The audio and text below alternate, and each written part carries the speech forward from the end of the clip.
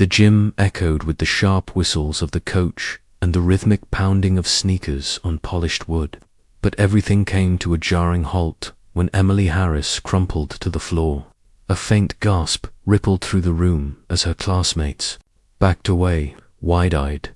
The school nurse, Ms. Alvarez, rushed across the gym, kneeling beside the pale 14-year-old, her fingers already at Emily's neck to check for a pulse. "Emily, can you hear me?" she asked, shaking her lightly. Her pulse was faint, her skin clammy. The nurse signaled for someone to call an ambulance as she cradled the girl's head gently.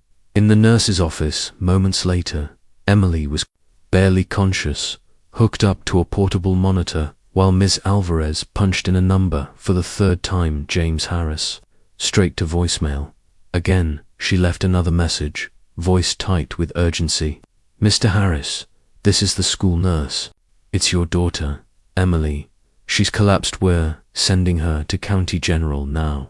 Please come as soon as you can." Miles away, in a grimy warehouse filled with dust and diesel, James Harris was deep into his shift. He grunted as he heaved a heavy crate onto a pallet, sweat soaking through the back of his shirt.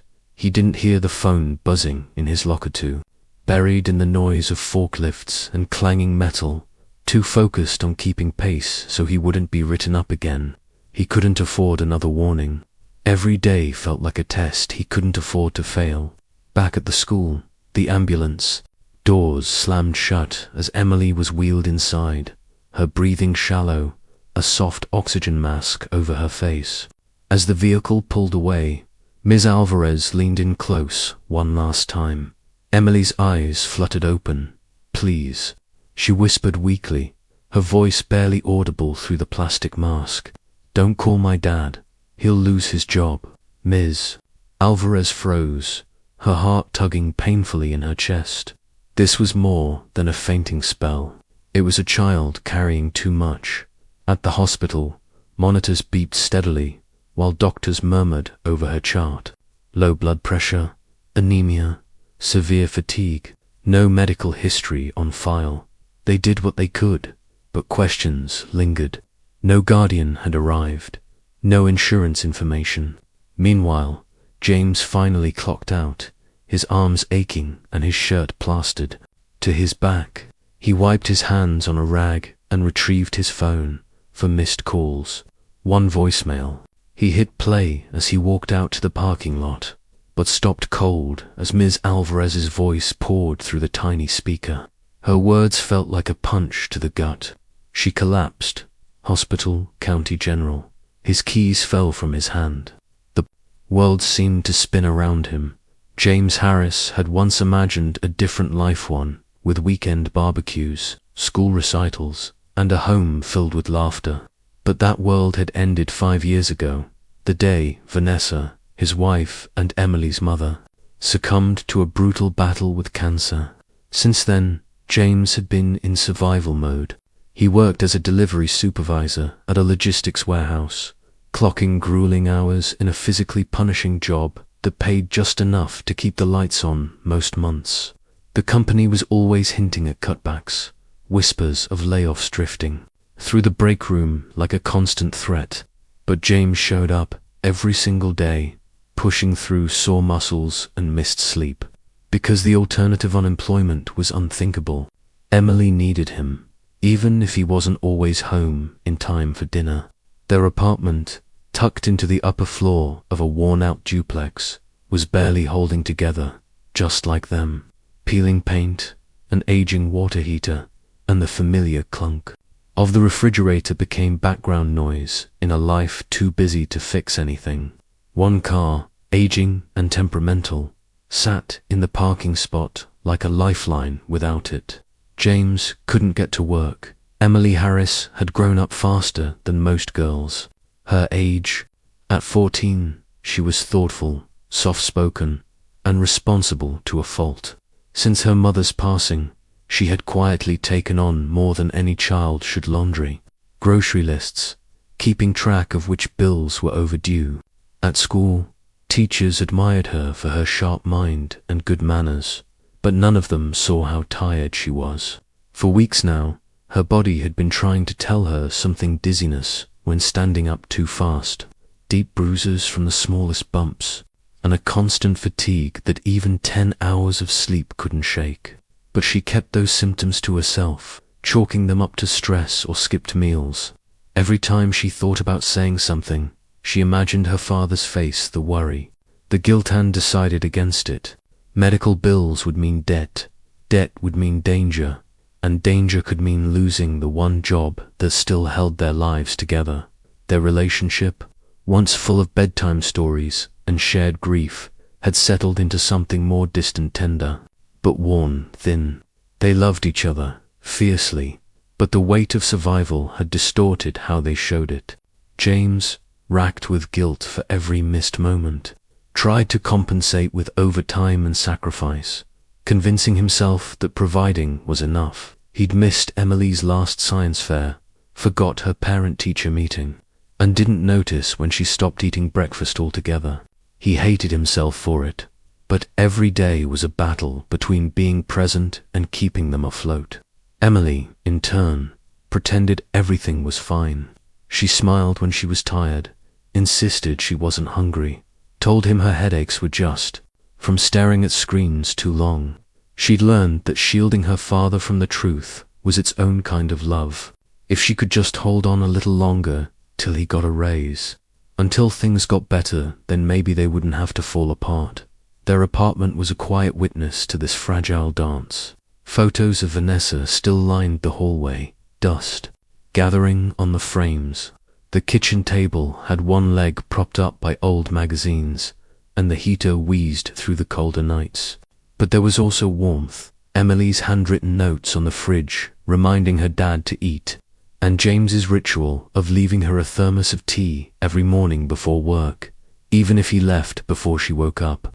Neighbors looked out for them, offering small kindnesses when they could, but everyone in the building was fighting their own quiet battles. Beneath the surface, guilt festered.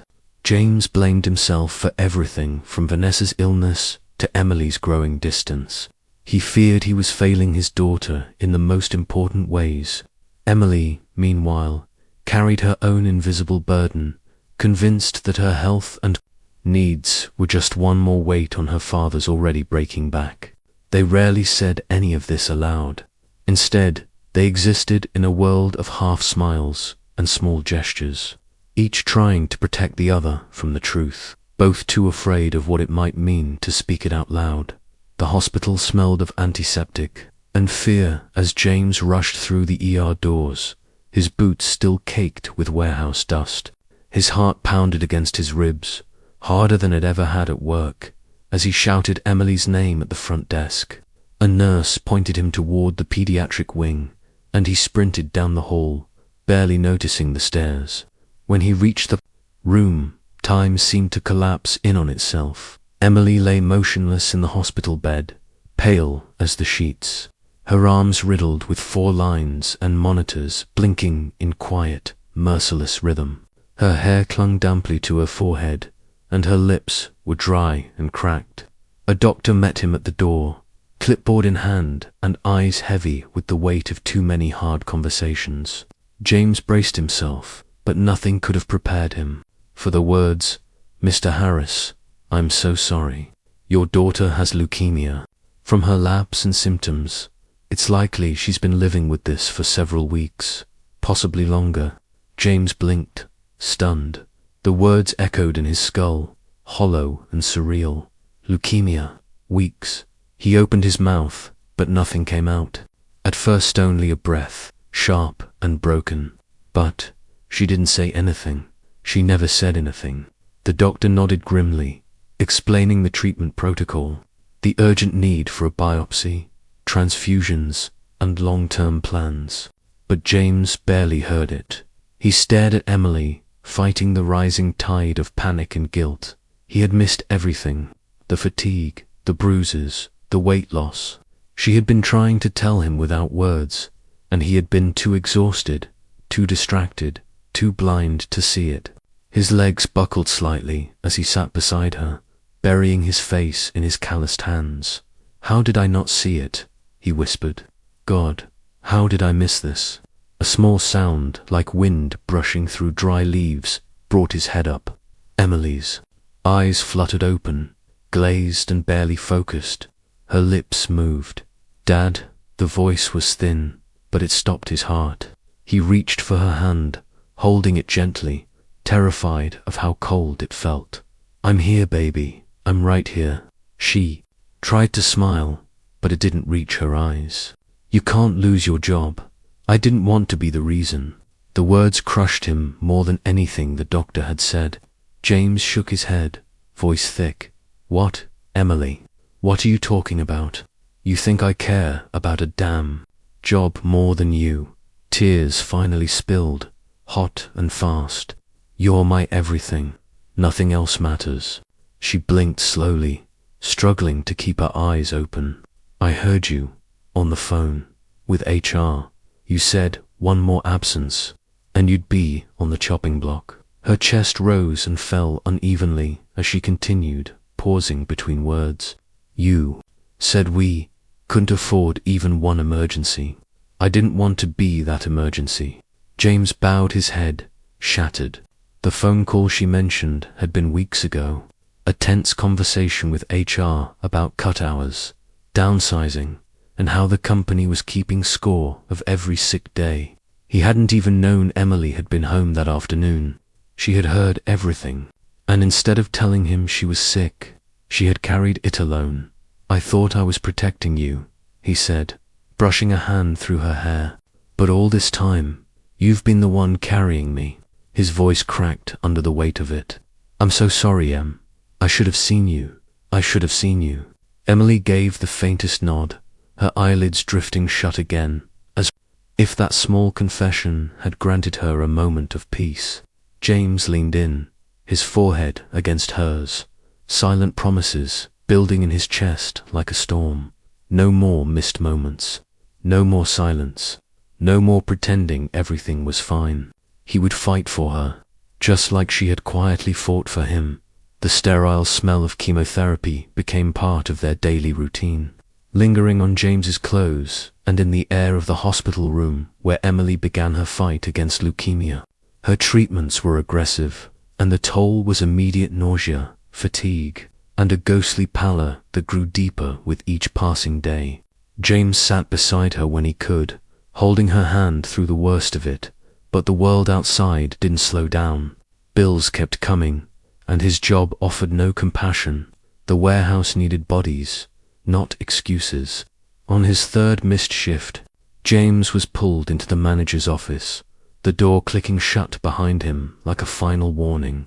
You're on thin ice, Harris, his boss said flatly. I get that you've got family stuff, but this isn't a charity. One more no-show and you're out. James nodded, jaw clenched, barely trusting himself to speak. He left the office and drove straight to his night gig, delivering takeout in the same rusted car that doubled as his only reliable asset. Sleep became a luxury he couldn't afford. The insurance that was supposed to be their safety net quickly revealed its holes. Treatments were only partially covered. Medications, labs, the specialist consults each came with a new bill-stamped patient responsibility. James sold the TV first, then Emily's old bike, then the worn recliner Vanessa used to sit in when she was sick. He raided the drawer where he'd kept an envelope labeled Emily's college, pulling out the last of the crumpled 20s he'd saved over the years. Savings, if you could call them that, disappeared in a week. In desperation, he reached out to the only family he hadn't already burned bridges with, his older brother, Greg. They hadn't spoken in 2 years, ever since the fallout at their father's funeral, but James swallowed his pride and made the call. Greg listened coldly, then cut him off. You should have planned better, he said. This isn't my problem. The line went dead before James could respond. He stared at his phone, a numbness washing over him, more painful than rage. Emily tried to be brave. She wore a smile when James walked into the hospital, even when her cheeks were sunken and her arms bruised from too many IVs. But school was cruel. The first time a handful of hair came loose in her brush, She wept in silence, hiding the strands in a tissue so her dad wouldn't see. At school, whispers followed her. Some kids called her Cancer Girl. Others laughed when she wore a beanie to hide her scalp. Her teachers didn't know what to say, and her friends didn't know how to act. She stopped sitting in the cafeteria, stopped raising her hand in class. She faded into the background, just trying to survive. One night, after working back-to-back shifts, James came home to a dark apartment. Emily was asleep, or pretending to be, and he moved quietly around the living room, trying not to wake her. On the kitchen counter, beneath a half-eaten bowl of soup, he noticed a small notebook with a floral cover, her journal. He hadn't meant to read it, he told himself that, but something compelled him, maybe fear, maybe desperation, and he opened it. The first page was harmless, a sketch of her and her mother at the park. The second was a list of meds and side effects. But further in, the words grew darker. One entry read, "If I die, at least Dad won't lose the apartment." Another said, "I think he hates seeing me like this. I would." James's hands trembled as he flipped through pages soaked in sorrow and sacrifice. He sank into the kitchen chair, the journal pressed to his chest like a confession. The next morning, he couldn't hide it. Emily saw the change in his eyes. The moment she woke, "You read it," she whispered. James nodded, tears slipping down his face. "I'm sorry, I just am. I didn't know you were hurting like that. I thought I was the one carrying everything, but it's been you. You've been trying to protect me." She looked away, her chin trembling. "I didn't want to make it harder. I didn't want to be a reason you lost everything else." Her voice cracked, and she covered her face, ashamed. James knelt by the bed and pulled her into his arms. "You're not a burden. You're my daughter. You're my reason for everything." They clung to each other, both breaking, both trying to hold the other together with nothing but love and tears. A few days later, a soft knock on the hospital room door interrupted the quiet. It was Ms. Turner, the school counselor, holding a file and a kind smile. She'd heard about Emily's condition and had been looking into support services. She sat beside James and gently mentioned a foundation that helped families with children in medical crisis grants, housing assistance, even temporary income support. "But we'd need you to apply," she said carefully. "They'll want you to fill out some forms and speak with a caseworker." James stiffened, pride rearing its head like it always did. He hated asking for help, hated what it said about his ability to take care of his daughter. But then he looked at Emily, thinner than she should be, her beanie slipping as she slept, and he realized pride wouldn't keep her alive. Slowly, reluctantly, he nodded. "Okay," he said, "tell me what I need to do." And in that small, fragile moment, a new word crept in where only fear had lived before hope. Swallowing his pride felt like choking on glass. But James filled out the assistance forms anyway, each question digging deeper into the parts of his life he tried not to think about: income, debts, medical history, even what possessions he still owned. He sat in the foundation office in worn jeans and calloused hands, feeling judged even if no one said a word. But he did it. He did it for Emily. The foundation, touched by their story, approved his application and offered more than just financial help. They asked if James and Emily would participate in their upcoming annual fundraiser. "We'd like to share your story," the coordinator explained gently. "A short video, just a few minutes. It could help other families, inspire donations." James hesitated. Cameras, vulnerability on display. It made his skin crawl. But Emily squeezed his hand and gave a small nod. "We should," she said. "Maybe it'll help someone else." So James agreed. The filming was simple but deeply personal shots of their apartment. James lifting Emily into the car, Emily whispering about hiding her illness because she didn't want to ruin her father's life. James, teary-eyed, explaining how he thought he was protecting her by working harder, only to realize she'd been the one carrying him. When the video premiered at the fundraiser, the room went silent. No dramatic music, no staged moments, just raw truth. Within hours of being posted online, the video exploded.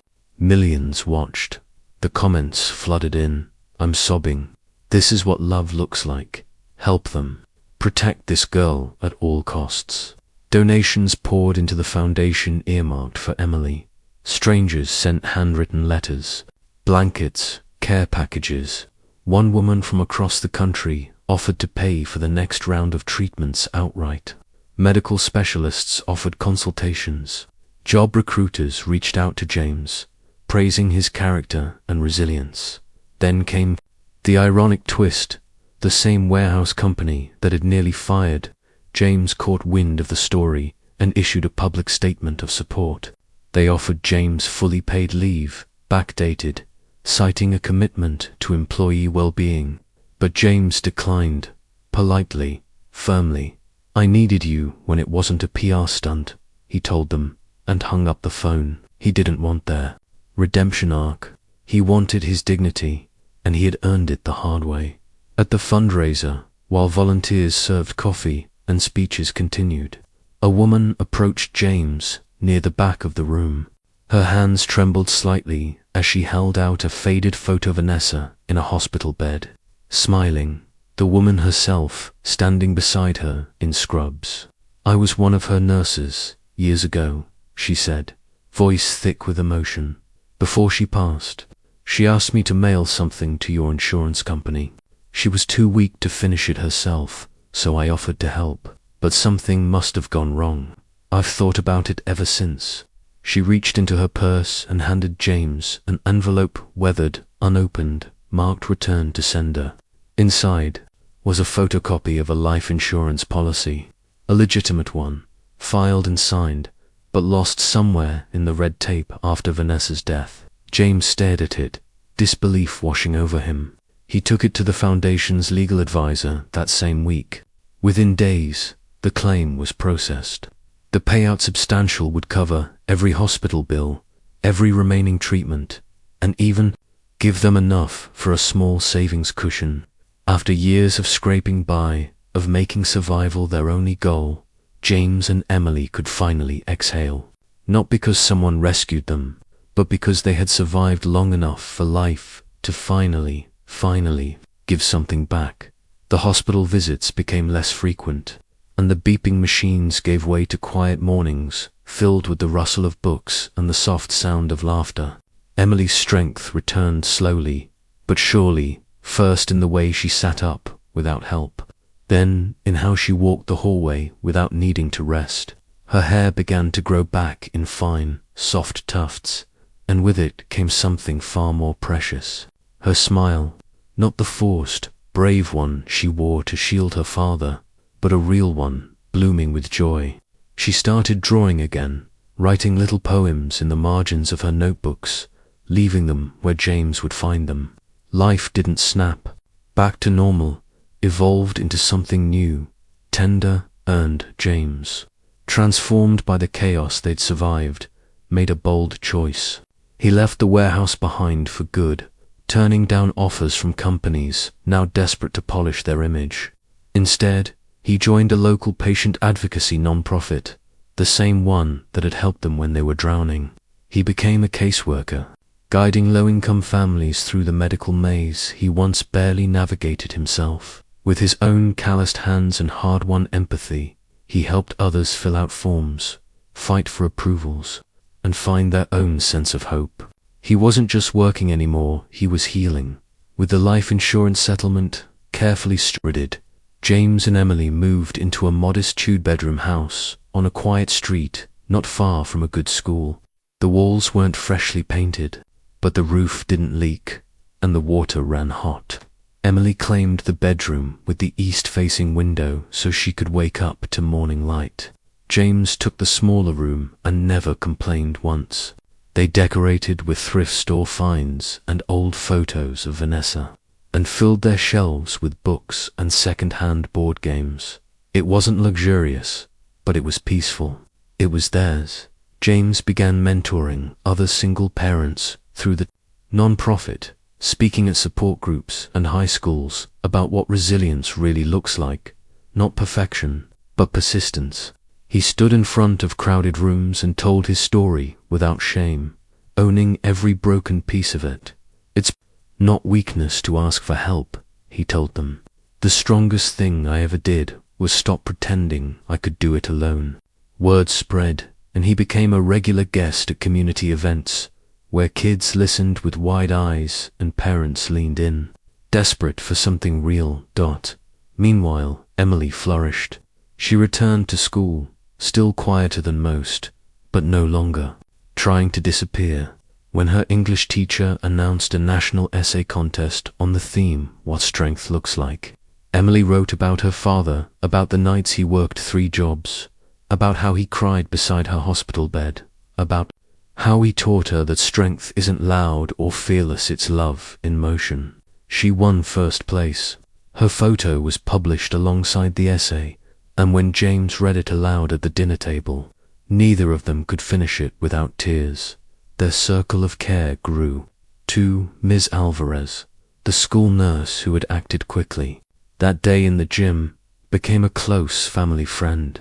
She joined them for Sunday dinners and helped Emily organize visits to the pediatric ward at County General, where Emily now read books to children undergoing chemo, offering them gentle smiles and quiet hope. You'll feel strong again, she told them. I promise, I did. And when they asked how, she would simply point toward the doorway, where her father waited, still tired, still human, but more whole than he'd ever been. The sky burned, soft orange as the sun dipped low, casting long, golden shadows across the quiet street. James and Emily sat side by side on the creaking front porch of their new home, their mismatched chairs pulled close, a gentle breeze rustling the leaves overhead. The hum of cicadas filled the air, and for once there was nothing urgent, nothing looming, just stillness. Emily leaned her head against her father's shoulder, her hair brushing his cheek, now thick enough to blow gently in the wind. You didn't lose your job, she said, her voice light, teasing.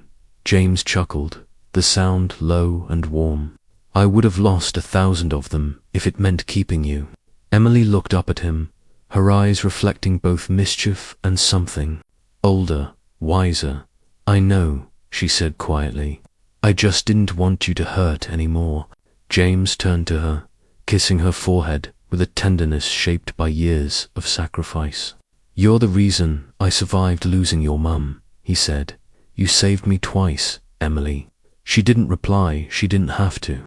They sat like that, bathed in the fading light, hands resting on worn wood, the weight of the past no longer pressing them forward or holding them back.